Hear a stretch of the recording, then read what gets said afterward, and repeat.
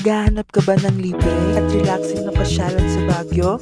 Tara, Bayan Park muna tayo. Ang chill ng vibes dito at marami ka pang pwedeng gawin. Pwede kang mag-stroll habang ini-enjoy ang preskong hangin at hinahangaan ng nagtataas ang pine trees. Pwede ka ring mag-me time habang iniisip mo kung bakit ka iniwan. Perfect din dito mag-picnic with family and friends dahil may table and chairs na pwedeng magamit. Basta be responsible and follow the rules. Kung active ka ay pwede ka rin dito mag-skateboarding. Pwede ka rin mag-workout sa may calisthenics area.